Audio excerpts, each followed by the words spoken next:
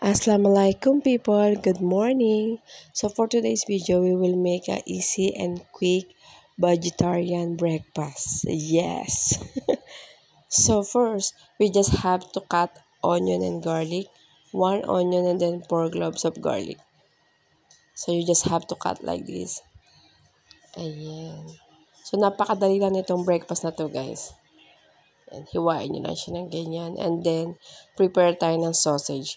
3 to 4 pieces is fine. And then, hiwain nyo lang siya ng ganyan.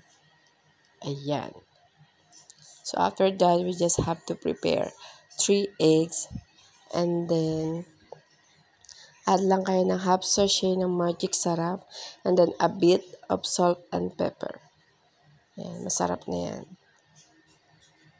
So, gisa lang natin yung garlic and onion for 1 to 2 minutes. Ayan. So, itong guys na gagawin natin, I call it sausage omelette. Ayan. So, after a few minutes, lagyan nyo na yung sausage and then fry nyo lang siya hanggang sa mag-brown. Ang sarap nito, promise. At napakadali lang gawin. Ayan. So, nagba-brown na siya. And then, lagyan nyo na yung egg. So, wag nyo muna siyang lulutuin. Wait for few minutes before you mix it.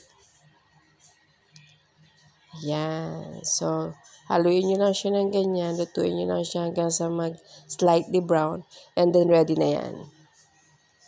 O, diba? Ang dali lang. Tas, swak na swak pa sa budget nyo, mga moms.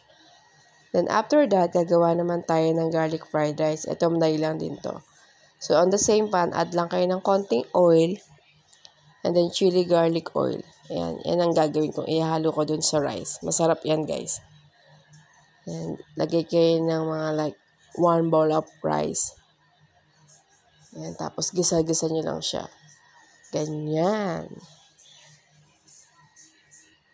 Ayan. So, pagka-mix nyo yan, mag-add lang kayo dyan ng yung remaining magic sarap natin. I-add nyo lang siya dyan.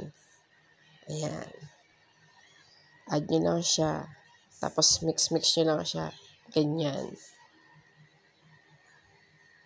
And then, add kayo ulit ng a bit of salt and pepper para mas malasa siya. Pero masarap na yan talaga. Ayan. So, gisa nyo lang siya ng few minutes and then ready na yan. O, diba? Ganun lang kabilis. Lalo na ngayon na pasukan na. Kailangan talaga yung mga ganyan mabibilis na pero masarap na breakfast ang i-prepare natin. So, ayan. Ready na siya. Hope you like it, guys. Thank you for watching. Till next time.